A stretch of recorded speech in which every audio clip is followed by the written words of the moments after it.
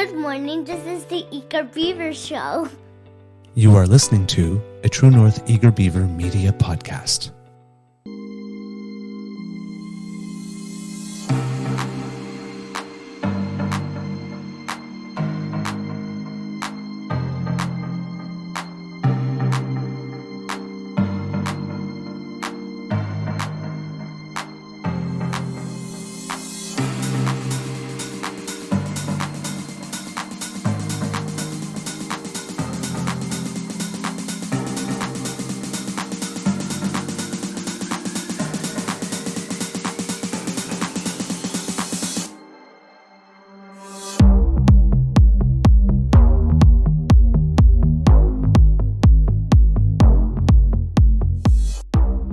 The True North Eager Beaver podcasts are proudly brought to you by our founding sponsors, the Miss V Mysteries from Corvid Moon Publishing, your source for science fiction, fantasy, and cozy mysteries featuring a broad diversity of characters.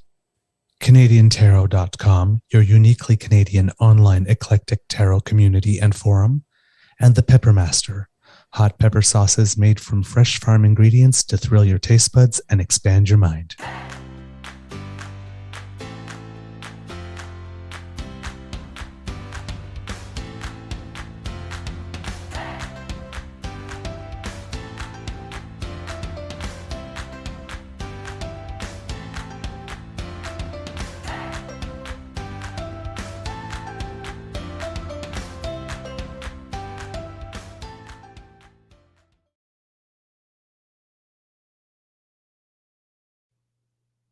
Well, good morning and hello, kids, and welcome to season 3.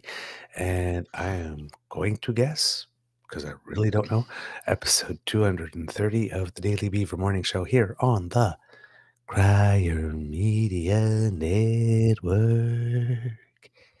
Yeah. Spirit fingers. Today recording. If you're of a certain age, you'll know what that Yes, means. Spirit fingers. Today recording day is Tuesday, October 17th, 2023, and it is going to be a lovely autumn day here at the Beaver Lodge with some sun and temperatures around 13, 14. So yes, as Taviji says, toque weather or tuque weather. Tuque. Yes. Tuque. Toque How weather. did you get that wrong? I like, because it's written weird. In English, it's tuque. written weird. T-O-Q-U-E. Yeah, but no, but I'm French. That's how it's spelled. I'm French. It's T-U. Tuque. Tuque. Yeah, T-U. but So every time I see T-O-Q-U, I think it's toque weather. No. You can spell it in both en français. I've seen it in the anglicized French version, tuque, T-O-Q-U-E, Yeah. as well as the francophone version. And it depends on what part of Quebec, because it does vary throughout the province, tuque or tuque. Yeah, but I'm like definitely tuque, like la guerre des tuques, like the title movie. Right. So Like la tuque. yeah, which is oh god, what was that called in English? Oh god, I can't remember now. Yeah. But it was a really good No movie, idea. really good Canadian movie, La Guerre des Tuques, and I think Snow Day or something. Anyway, it's this whole thing about this, like it's a snow day, and all these kids have this like big snow fight, and then somebody gets hurt for real, and one of those, it's all fun and games until someone loses an eye type things. Pardon? Pardon? You must have a long delay. Must have a long delay on your end. I guess so, yeah. Should put the episode on the number. Wow, Douglas should put the that's a episode long number on the delay. whiteboard and keep count there. Yeah.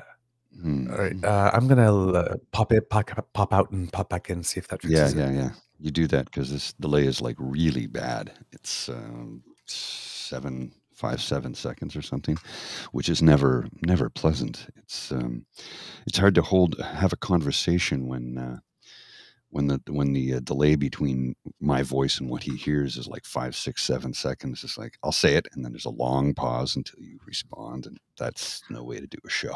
Well, your lips seem to be moving in time, so I think we might be in time. Yeah, seems so. Yes. Okay. Success. When in doubt, reboot.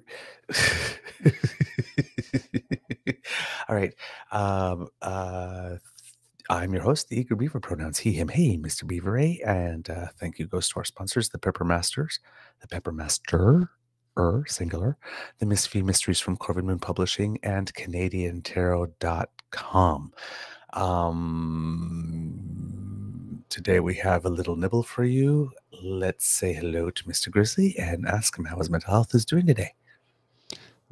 Good morning, Mr. Beaver. First off, I'd like to apologize to anybody who tried to watch a show last night that I didn't do because I went for I went for a walk around 7 p.m. I got back at 8 and I sat down on the couch and I turned on a documentary on broadcast technology because I enjoy watching things like that. And next thing I know, it was 2 a.m. So I must have been sometime around 8:15, out cold. I have no recollection of it. Woke up at like 2 a.m. on the couch, freezing. Because when I got home from my off to cool down and didn't pull a blanket over, and so crawled into bed. And yeah, so apologies to anybody who wanted to watch an ASMR mental health chat show last night. I wasn't there. I'll make up for it this evening, no, I promise. So yeah, mental health wise today, I think I'm good. Not fully awake yet, but I'm feeling like I'm going to be full of vim and vigor, as they say. And yeah, I got a really busy day ahead of me, and I got to run across town to pick up some stuff. And so I have a rental I'm picking up to cart some stuff about, and because I don't have a car anymore. Yes, that's true. Yeah. I had to go to U-Haul. Ooh, seems you got the disco lights on. I like it. Thump, thump, thump, thump. It's actually, it's candle setting.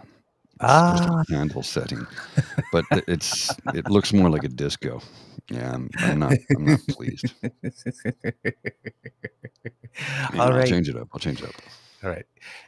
Kits and Cubs, things are going well at this end as well. Had a busy day yesterday. I first match as a senior curler because I get to curl in the day now because I'm 50. They'll help me. Yeah, my team, we missed our first match because unfortunately one of our members came down with COVID, and then last week was Thanksgiving, so the club was closed. So we finally got our first match in. We're doing this thing where we're going to be rotating the skipping duties for a while until we sort of figure out what lineup we want because we're a brand new team. So yesterday I was skipping, which is the first time I've been skipping in quite a while. I had a little bit of an uneven game, but I nailed my last 3 shots against a skip who on my Tuesday night team gives us fits all the time. And we won. I'm just saying. Boom. Like riding a bike. Actually, no, it's not like riding a bike. It was tough, actually. Huh? Yeah, curling. I had in the before last end. I needed to make a takeout and remain in the rings for 2 to have a chance to keep going. And it's like everything. So, oh my God, I haven't done one of these in a long time. I actually have to do a takeout and stay to actually like win a set, win an end, right? Like I play second normally, so if I miss, there's somebody to back clean up for me afterwards. But this, like, I had to make it for sure. And I'm sitting in the hack, and it's like my adrenaline's going my heart. It's like, what is this thing? I never feel this at second. They're like, you got to make the clutch shot. I was just like, okay, this is okay. We need to like calm that down. And yep, I did it. So, and then nailed my next 2 shots in the next end to seal the victory. So feeling good. And the community theater board with which I volunteer yesterday, we had a little problem because one of the directors of our March show, which might affect one of my fundraisers, because I was thinking of cutting this off in March because I was going to audition for A Few Good Men, the play. People, I was going to audition for the play A Few Good Men. So there's a gigantic gay joke in there, but I decided not to tell it. Get your minds out the gutter. So, it's military role, so I figured I would have to cut my hair if I got it, and I was going to raise some money. Well, it seems the director of the play got a wonderful job offer that's taken him out of town. So we needed something else, and some person has come along and is willing to do a Shakespeare for us, which is really, really cool, because our community theater company used to do a lot of Shakespeare, and then, professional companies started doing it, and festivals were setting up, and it became less popular. But there's a Shakespeare thing that's going on right now, like this. Some community theaters are doing it, and it's no longer a financial loser. There's an interest in it with all the modern casting and all that type of stuff. So people want to do them and see them again. So apparently we have somebody who has like 20-something years of directing Shakespeare's and working with professionals in Shakespeare and modernizing and adapting it and making it accessible, that said, hey, I happen to have some free time and would you like one? So we're going to try a Shakespeare. Cool. So let's go back to curling for just a second, if we may. All right. When I hear you talk about curling, Yep. because I have played the game twice, and the last time I did it was 1985. Mm-hmm. And I can appreciate the match when I watch it on TV, but I don't know anything about the rules or how the game is played. So when you're talking about curling and you're getting into the nitty gritty and the details and the this and the hack and the thing and the shot and the blah, what I'm hearing is we were out there sportsing pretty hard last night. I sportsed hard, and the other team was sportsing hard, but we sportsed Also. a little harder, and we sportsed a little more precisely, like this. And when the sports thing was done, we all sat around and had a drink and talked about the sportsing thing we just did, because we were good sports. That's the funny part, though. Like, legitimately, you could say that, and it would make as much sense to me when it comes to the nitty gritty of curling, because I do not fully understand the game. I don't know any of the rules. I know there's, the sweep, and I know there's the hack, and I know there's the skip, but I don't know what any of it means. Other than the skip is the captain, correct? Like Yep. the team leader. Yep. Yeah. See, that's about all I know. And it's not that I'm disinterested in the game. It's just I have other sports interests that are more along football, baseball, skiing. Those are the things I do, right? So yeah, it's cool because I learn about the sport, and it's like when we talked to Devin about it, I'm like, I don't think I've met a more passionate individual in my life when it comes to the sport of curling. He actually got me interested and got me watching it because of the way he talks about it. Right. You know what I mean? When you see him talking, he's like, there's so much enthusiasm and joy in his entire body when he's, Yeah. Well, it is. And if you play it, it's one of those things, right? It's like, I can watch golf on TV, but I don't really get it because I don't play it. I kind of have an idea of what's involved because there are lots of things that are similar to curling in terms of the master of your body. 1 degree angles change in your swing changes everything, Completely. right? Same thing with curling, 1 degree angle on where you come out on the broom. So, so I can appreciate it, but it's like, I don't see the bumps in the terrain. I don't see pitching wedge versus sand wedge versus wood versus okay. Yeah. I get it. I get it. Or cricket's the same way, right? I know that there are wickets. That thing that you said, like 134-0, close game. I remember somebody told me it's like you need to get lots of points or get 0. Yes. So it's something like that, like this, because getting 0 is really good, but getting 1 is terrible. It's almost one of those things. If you're trying for 0, if there's a 1 that happens, the whole match is over. You've lost then, or something. That's what I kind of understood from when somebody was trying to explain it to me once. Well, when they say 134-0 is a close match, it's like, because sometimes it could be as high as 334-0 before the other team gets a chance at the wickets to bat as well. Right? The batsman isn't up, so yeah. And again, I don't fully understand the game, but I learned a little bit about it when I was in Delhi, and I was in an Irish pub having a Guinness, and the guy explained it because there was a friendly between India and Pakistan. So like about 1 billion people watching, literally. Yes. It's India, just Pakistan, a friendly, absolutely. But it's India, Pakistan. That's the Super Bowl, and the biggest sporting event in the world, the Super Bowl. Not even close. Not even close. Nope. You have between two nations, you'll have 1 billion people watching a friendly match on a Tuesday afternoon. Means nothing. That's Yep. All right. With the news, my friends, there is a lot going on.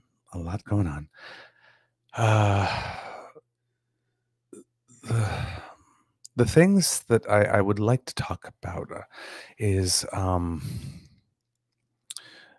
Doug Ford and Scott Moe have been passing some laws lately. I'm not completely up to date on everything about them, but it seems that Mr. Moe, in his law that he is passing in order to punch down on trans kids, a law that he is putting the notwithstanding clause in. So even though he's putting the notwithstanding clause in the law, that makes it such that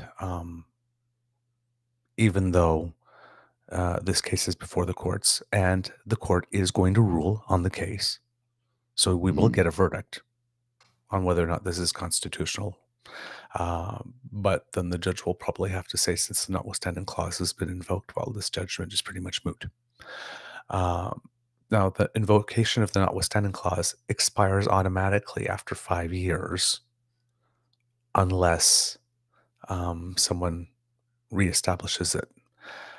So in this law, it appears, because Mr. Moe is absolutely convinced that he's doing right and he's doing a good thing, right? In this law, apparently there is a clause that prevents anyone from the government from being liable legally should anything terrible happen to a child as a consequence of this law. So should a child decide that life is unbearable, and it would all be better if it was no responsibility. not happening. No responsibility. If a child gets kicked out of his home or her home or their home and happens to be taken advantage of by someone who traffics them, and violence happens to them, not their problem. So not only are they dehumanizing these children by removing their most fundamental basic right to privacy, and I keep on saying it, and I will say it till the day I die, if this law, this exact same law, was being applied to adults rather than children, you would be losing your minds. But it's kids. So who cares? So we don't care. And it's trans kids. So we really don't care. Yeah, essentially. Because they're 0.4% of the population, right? And they're completely, they're not understood.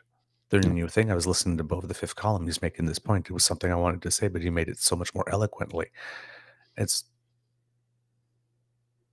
They're new and they're not understood, and that's what conservatives do. They pick a group of people that are not understood, and then they say absolutely anything they want about them, and nobody knows any better because, well, they're not understood. They're new. How many trans people does the average person hang around with? Got to know. How many trans quite kids? A few, actually. Yeah, but then how many trans? Not everybody does, though. But you're open-minded and woke, or whatever that thing is, right? The opposite of woke is asleep. Yeah, but whatever it is, you're it, right?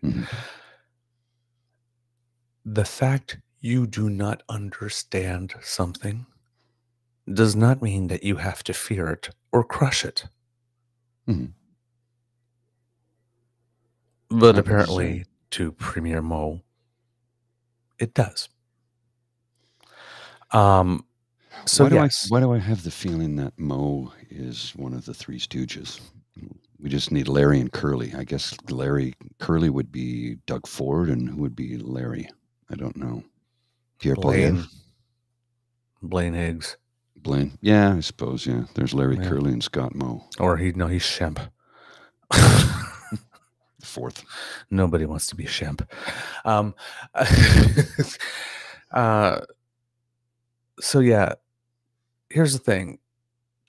If this is so right and this is so decent, this is so good, why do you need a clause indemnifying yourself within the law in addition to applying the notwithstanding clause? He knows he's doing wrong. He knows he is doing wrong. Well, and let's not forget Doug Ford with his new.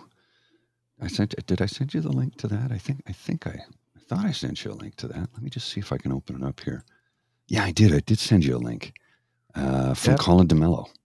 The new Greenbelt legislation from the Ford government includes blanket immunity for Premier Ford and all members of the Ontario government, meaning developers who lost out on billions sue. So Moe's doing the same thing, but basically what she's saying, fuck them kids. Yeah.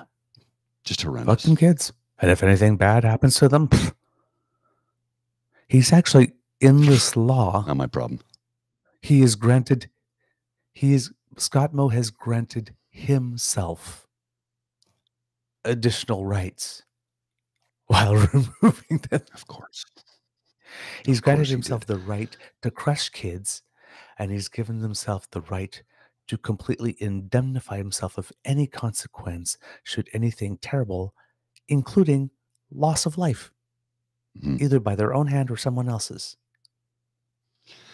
It's almost like he's saying, I've killed before and I'll kill again. Well, and he has. That's why I said it. Mm. And yes, I said it. Yeah, well, it's true. I went there. It's true. He's done it before. Well, who was it? I sent you the thing. Saskatchewan Human Rights Commissioner resigns over the school pronoun policy. Exactly. I got it right in front of me. This is something I cannot be a part of, and I will not be associated with a provincial government that takes away the rights of children, especially vulnerable children. Sir, please. Yep. In a letter announcing a resignation effective immediately, Heather Kuttai, one of 6 human rights commissioners in Saskatchewan, said the decision did not come lightly, but to her, the policy itself is, quote, an attack on the rights of trans, non-binary, and gender-diverse children. A child's rights must always take precedence over a parent's obligations and responsibilities. See? No rights. Like I said, you have legal guardianship obligations and responsibilities. And you have the legal backing that is required to fulfill those obligations and responsibilities. Like, for example, making medical decisions on behalf of your child when they are a minor. But the child has rights, internationally recognized rights under the United Nations. Parents do not, and grandparents have even less. There's no such thing as parental rights. No. Obligations. Obligations for which there's a legal structure around because you have legal guardianship. But they're your children. They're not your possessions or your property. They have rights over, well, they have bodily autonomy. Whether you like it or not, they do. Now, certain things tend not to, gender reassignment surgery tends not to happen until after the 18th birthday at the very least. They can use gender blocking medications starting at the age of 16. Yeah, puberty blockers. Yes, puberty blockers, not gender blockers. My apologies. I get things wrong sometimes because I'm old and I've had a lot of concussions. This is new to us too. Yeah. One of my colleagues told me about this during Pride Week. We had this year we had sure it was last year. I can't remember. Again, we had one of the guest speakers discussed the hell that they went through being a non-binary trans person, which I can't even wrap my head around that. Okay, can't wrap my head around it. But here's the thing. I fully accept this person for who they are. I have no issues with it. Just because I can't wrap my head around a concept doesn't mean I have to protest it or hate it or dislike it or vehemently oppose it, because I don't. You're a person. You have rights just like I do. And if you don't have the same rights as me, we need to change things so that you do. Because I was born into this world at the top of the white privilege mountain. And I know this. So my job is to make sure that everybody else can have the same rights and opportunities and equity as me. Mhm. I'm not always going to succeed in that, but I'm going to work damn hard to spread the message and get people edified. Edified? No, that would be building. Educated. Educated onto how things are, how things could be, and how things should be, because a trans person is not a threat to you as a human being. Period. No. They're not trying to take a damn thing away from you. They just want to take away my rights. No, they don't. They just want to have the same rights you have. Mm-hmm. And How's that complicated? Yep. And this human rights commissioner, after submitting her resignation, said it was a hard letter to write because, quote, "What drove me to this is my husband and I have a kid who's trans." Mm-hmm. Now, Saskatchewan is not that big a province population-wise that Over a million. I would not suspect that the premier of the province would not be aware, especially as he's pursuing this type of initiative, that one of the 6 human rights commissioners in his province has a child who's trans. Mm-hmm. And yet he did it anyway. Mm. Regardless of that connection, she said she would have been against the policy, but, quote, "being a parent makes it a bigger issue for us."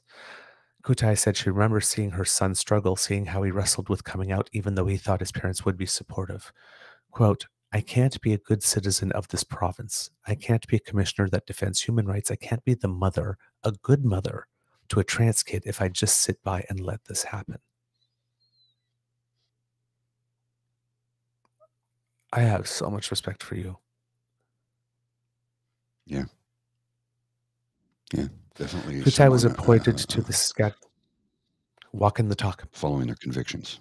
Yes. Yep. Kuttai was appointed to the Saskatchewan Human Rights Commission in 2014. According to the SHRC, she is an author, disability advocate, and human rights activist. In 2021, she was awarded Lifetime Achievement Award from the University of Saskatchewan, quote, "for her accomplishments and her contributions to the social, cultural, and economic well-being of society." When it came to supporting her son as he changed his name and came out as transgender, Kuttai said, quote, "It came down to a life and death decision. I don't want to be scared about him not wanting to be around this world anymore." "You choose your child above all things," she said. But when it came time for her child to first confide in someone and seek support, school was the first place he went, which is the case for many kids because that's at a certain age, that's where they spend the greatest part of their day. Yep. Their waking hours socializing.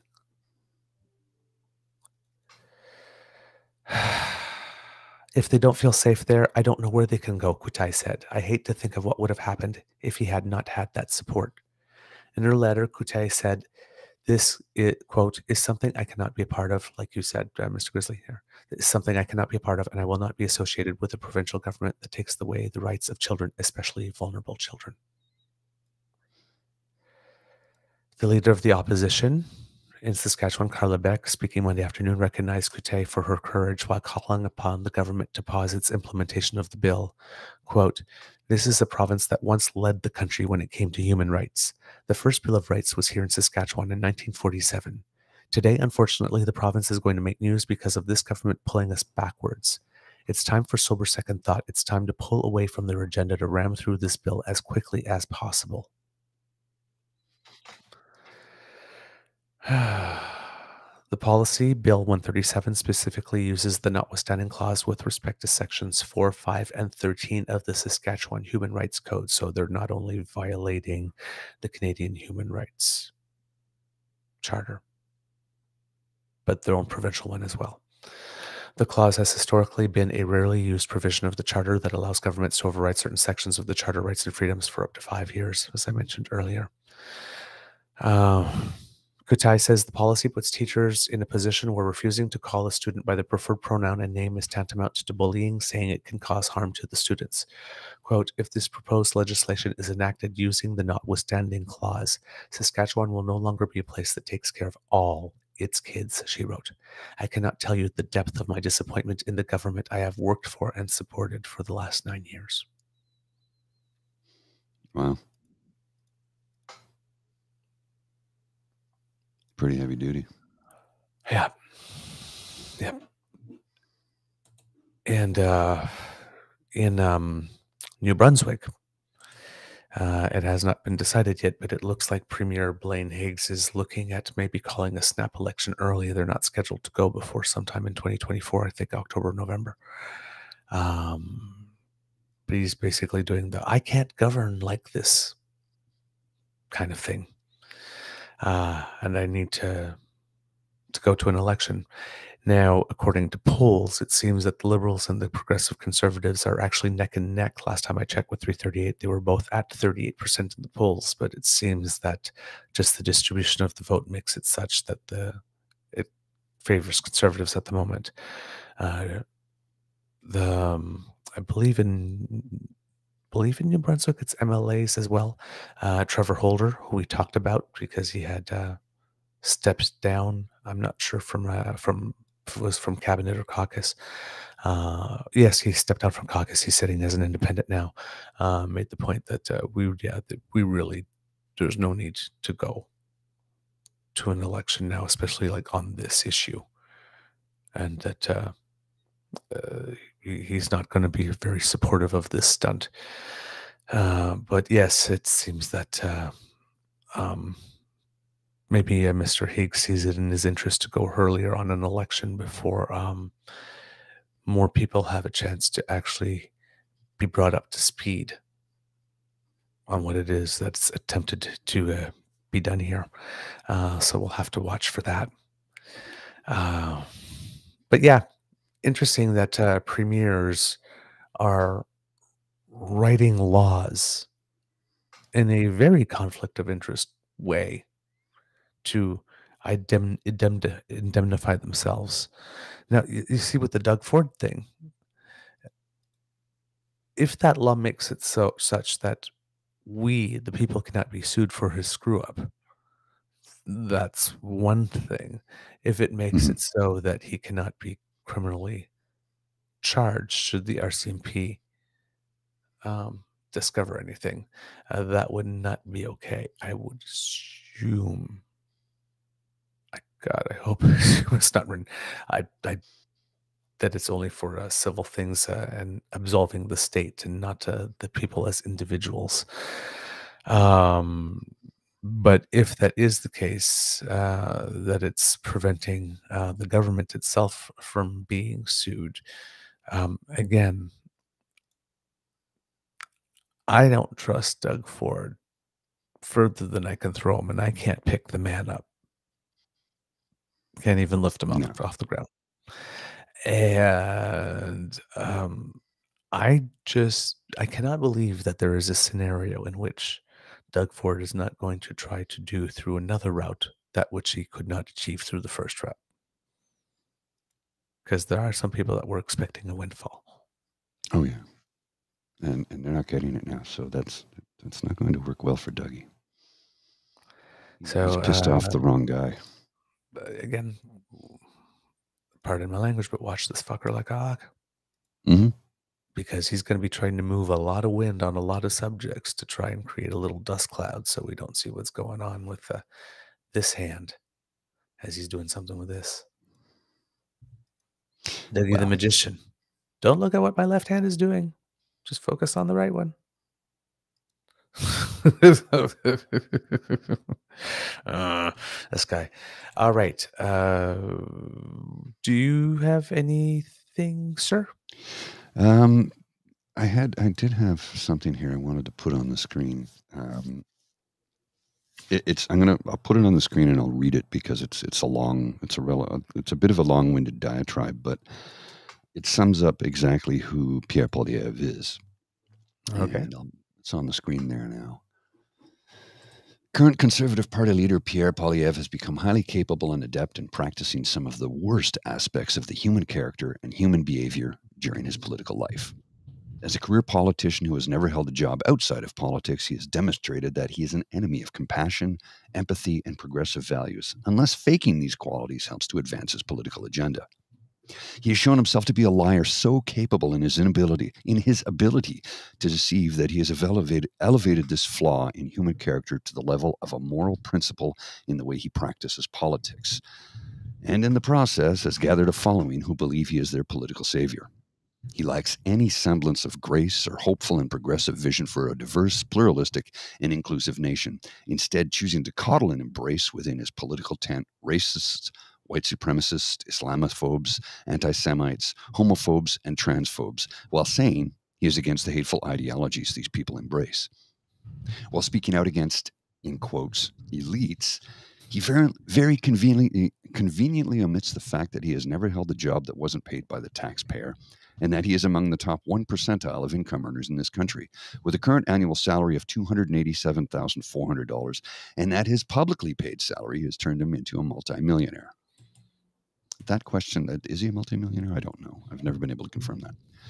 As official opposition leader, he lives in a mansion in one of the swankiest neighborhoods in Ottawa that is paid for through the public purse, as are his chauffeur-driven vehicle, his in-house chef, his personal security detail, and his household monthly costs for food, water, hydro, cable, internet, phone, entertainment, etc.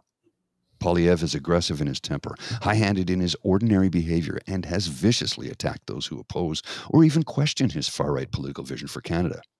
He has invented dangers to the freedom and security of Canadians, taking every chance to attack and denigrate individuals, the media, and the critical institutions and tools of government, which gives some measure of hope to people, and which society depends upon for peace, stability, and justice. He seeks to advance only those policies that benefit his support base, rather than ones that would strengthen and improve the social fabric of the nation for all.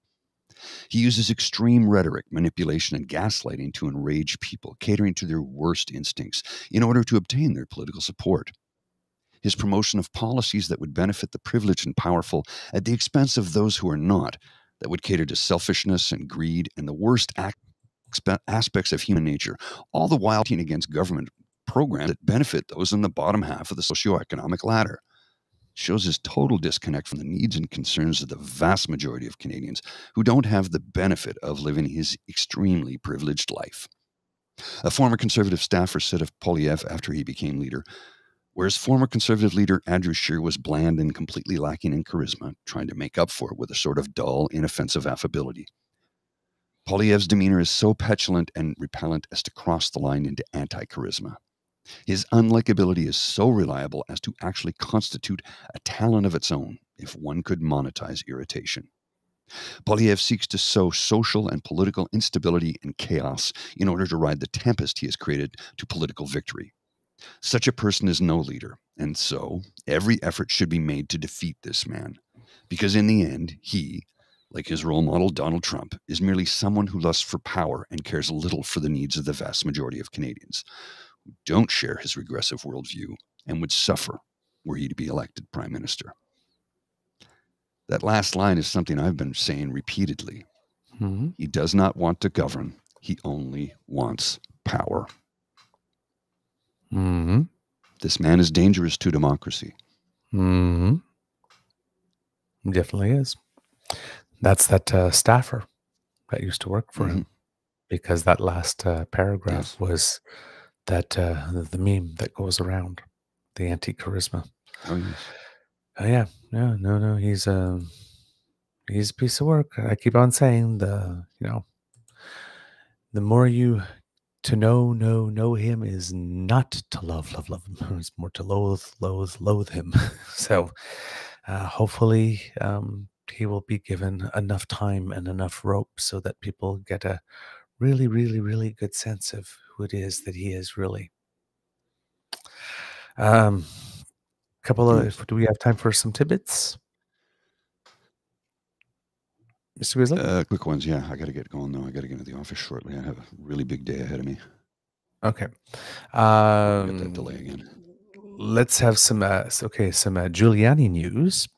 it seems that in that case about those two election workers in Georgia that he said were passing USB sticks around like they were little vials of cocaine or heroin, he was pleading poverty. So the court said, well, prove it. And it seems that Giuliani did not prove that. In fact, that he, just consistently refused to supply the documentation to prove that he was poor, much like he refused to supply evidence in discovery, which made the judge deliver a summary judgment saying, okay, well, then you did defame these people, so you're found guilty, and now you say you can't pay. And first he was saying he didn't have the money even to like do the process of like producing the documents for discovery. But he did manage to get a loan for that eventually. Someone loaned the money for that. But in terms of damages, I'm poor. And, he's even listed his apartment in New York for sale. But the judge says, quote, Giuliani's continued in flagrant disregard of this court's August 30th order. That's how it starts.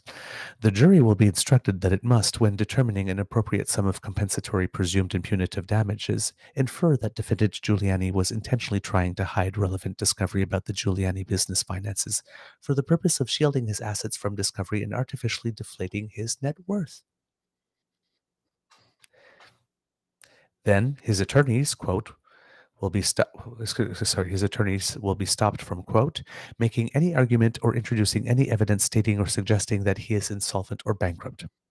So when they're determining damages, his lawyers can't say he can't pay, he's broke. That's not going to be a valid defense. In the world of don't get mad, get everything, hey, these two women, they deserve to live like royalty when this is over. I certainly think so. The President of the United States tried to essentially raise the ire of an entire nation against them. They deserve to live like royalty when this is over. Well, I mean, really, President Biden is traveling to Tel Aviv to meet with Netanyahu today. It seems that there is some talk about opening a humanitarian corridor through the Rafah crossing. So we'll see about that, but still no timelines on that. Global Affairs Canada has pulled some of its non-essential staff and families out of the embassy in Tel Aviv. Staff have also left the Canadian mission in Ramallah in the West Bank. But the federal government is saying that consular staff and other essential personnel are still in place to help Canadians in the region who need assistance.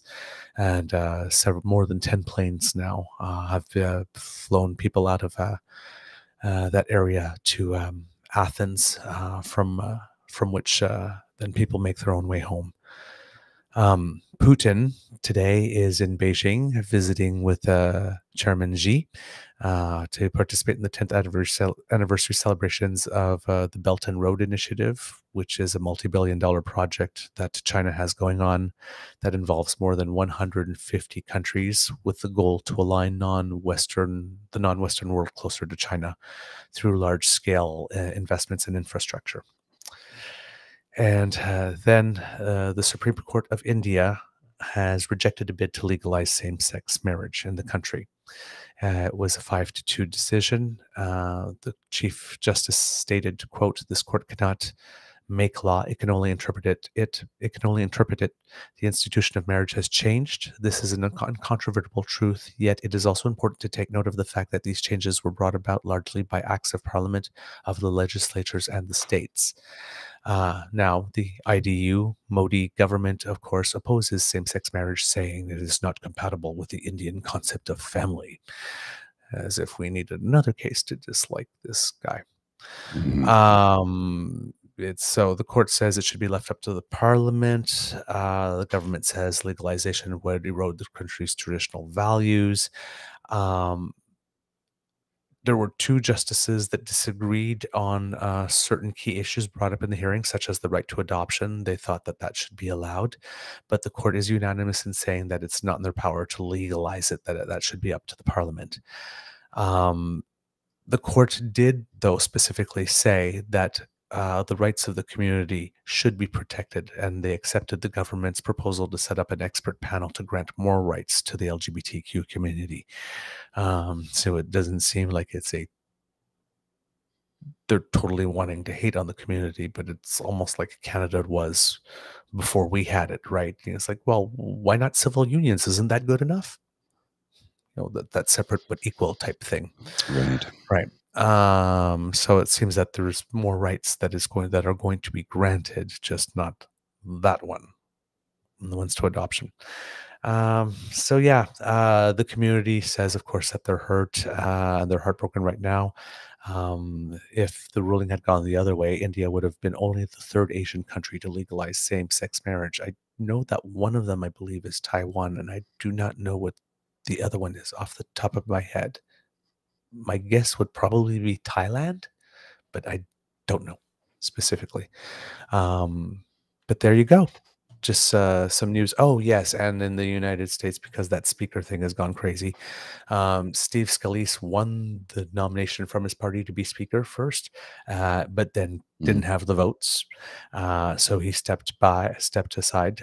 That was embarrassing for Trump because he had backed Jim Jordan. Now it seems that Jim Jordan is going to get it. It seems that he still does not have the votes, but they say that the first round of voting will start today at noon.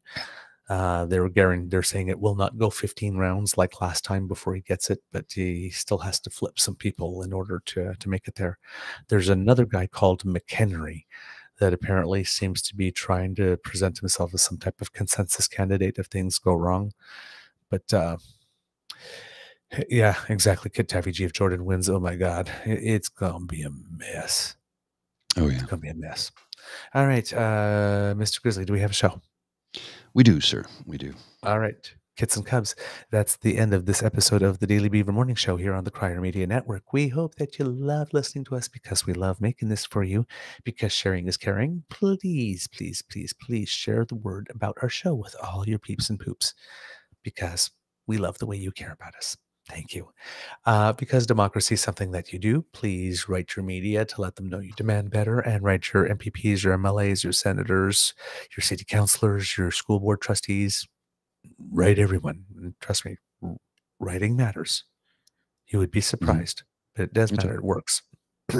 Or, hey, locally, if there's something going on at your school board meeting where some people are trying to get some books banned or have some hate directed against some vulnerable children, go show up at a meeting once or twice and get ready to go and stand up at the mic and provide a ratio. All right. If you would like to make sure that you do not miss a single one of our episodes, then thanks to the Ray Girl, you do not have to, because she has sponsored very, very, very, very, very generously our Podpage site. That's podpage.com/the True North Eager Beaver, lowercase letters with a hyphen between each one of those words. And if you subscribe there, when we have something fresh off the bandwidth, we'll come directly to you. And if you're watching, you just need to scan that QR code right there underneath my chin. Right there. Okay. If you like subscribing to things, as Kit Elaine, right on time, my friend. Thank you. Have a beyond an awesome day, everyone. And remember to smash the button before you leave. So, yes, if you go to our True North Eager Beaver Media Incorporated YouTube site, there's like, share, and subscribe buttons for you to smash with. And that would make us very, very, very happy. And sorry, my throat is really, really dry. And I have absolutely nothing moist right now going on. If you would like to support us and encourage us to do more, the QR code by Mr. Grizzly's Head brings you to our coffee page. That's ko-fi.com/eagerbeaver, all in one word, lowercase letters, as Kit MK so generously did yesterday. And unfortunately, I don't have your comment up with me right now, but I will read it on a subsequent show. But thank you for your generosity. And that helps you contribute to our hydration fund so that I'm better able to do my closings, unlike today. From the Beaver Lodge, this is your Eager Beaver saying it's been a tough past week in the world. and not that times were tough to begin with before that took an uptick. So please be kind to and gentle with yourself, and be a little gentle with people around you today. Mr. Grizzly, some words of wisdom. I thought I was going to sneeze. I was about to sneeze. That's very wise. There's all your words of wisdom. I thought I was going to sneeze. No, what are your words of wisdom? I got nothing right now. I just went there. I thought I was about to sneeze, so I muted my mic, and then whatever I was thinking is gone. It's gone. That's just, it happens sometimes. All right, since you got nothing, it's a Whitney Houston moment. I got nothing. Won't have you, my lovely kids and cubs, Mr. Grizzly. You are listening to a True North Eager Beaver media podcast. The True North Eager Beaver podcasts are proudly brought to you by our founding sponsors, the Miss V Mysteries from Corvid Moon Publishing, your source for science fiction, fantasy, and cozy mysteries featuring a broad diversity of characters. CanadianTarot.com, your uniquely Canadian online eclectic tarot community and forum, and The Pepper Master, hot pepper sauces made from fresh farm ingredients to thrill your taste buds and expand your mind.